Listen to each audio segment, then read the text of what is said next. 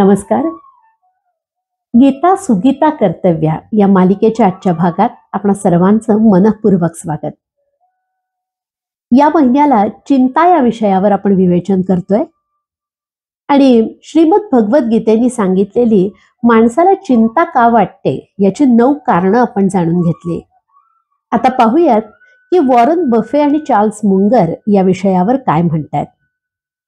खरं तर चिंता का वाटते याविषयीचे या दोघांचे विवेचन म्हणजे आपण पाहिलेल्या भगवद्गीतेने सांगितलेल्या 9 कारणांविषयीचंच विवेचन आहे असं तुमच्या लक्षात येईल.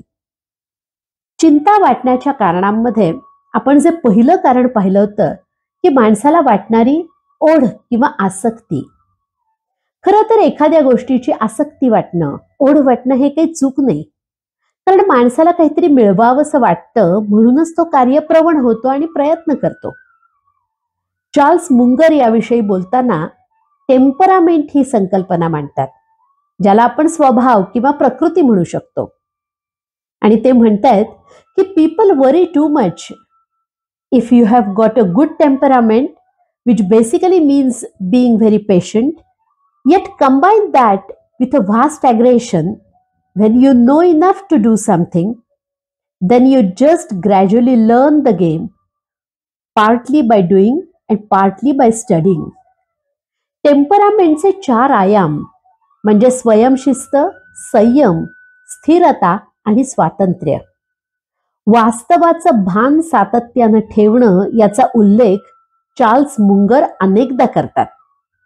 हे वास्तवाचं भान ठेवणं म्हणजेच भगवद्गीतेने सांगितलेला विवेक.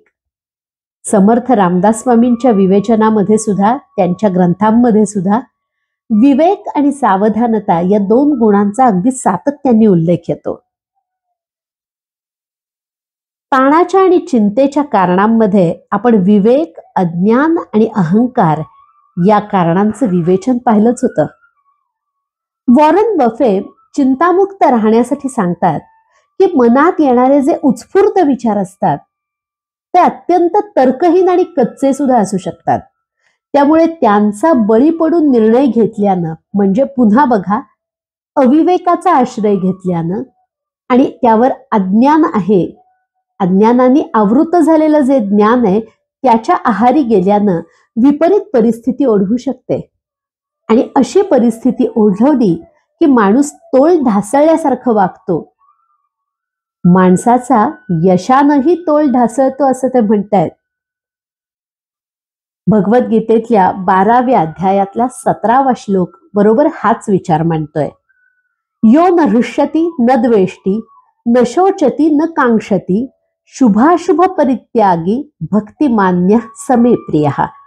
समतोल विचार करू शकणारा जो कोणी आहे तो भक्त मला आवडतो, तो माझा खरा भक्त, असं भगवंत या श्लोकात म्हणतात.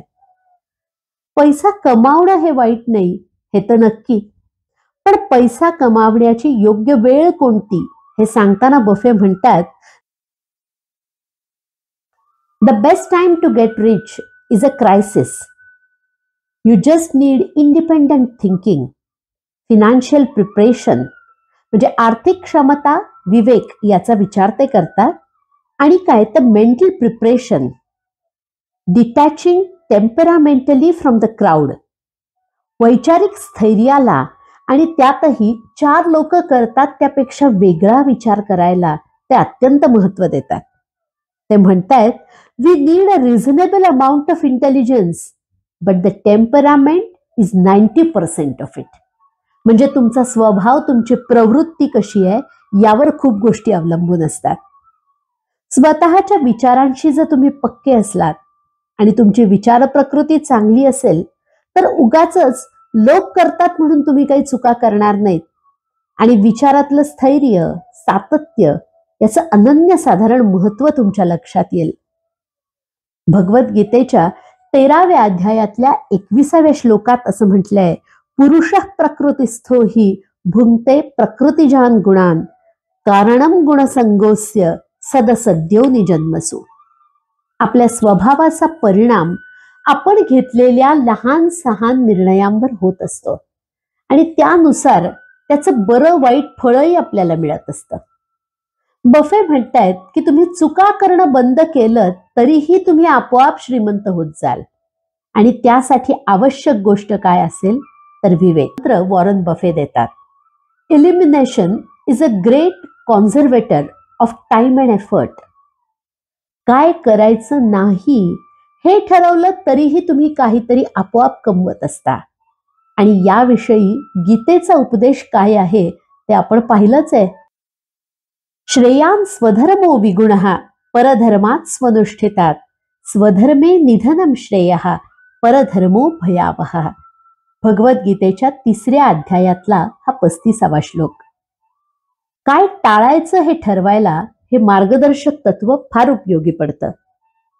वॉरन बफेनं एकदा विचारलं की तुम्हाला कशाची चिंता वाटते, तुमची रात्रीची झोप कशाने उडते? त्यावर ते म्हणाले, जर आपली झोप कशाने उडणार असेल ना तर मी ते कामच करत नाही, आणि अगदीच अशी काळजी लावणारं काहीतरी घडलंच तर ती गोष्ट आधी दुरुस्त करायचा प्रयत्न मी करतो.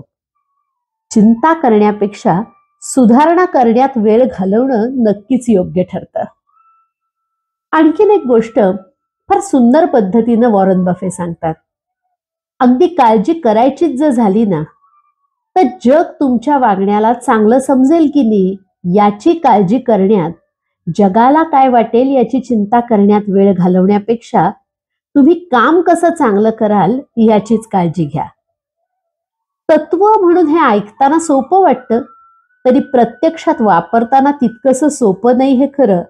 आणि म्हणूनच अनेक विद्वानांनी आणि तत्ववेत्यांनी वारंवार सोपं करून हे तत्वज्ञान सांगायचा प्रयत्न केलाय.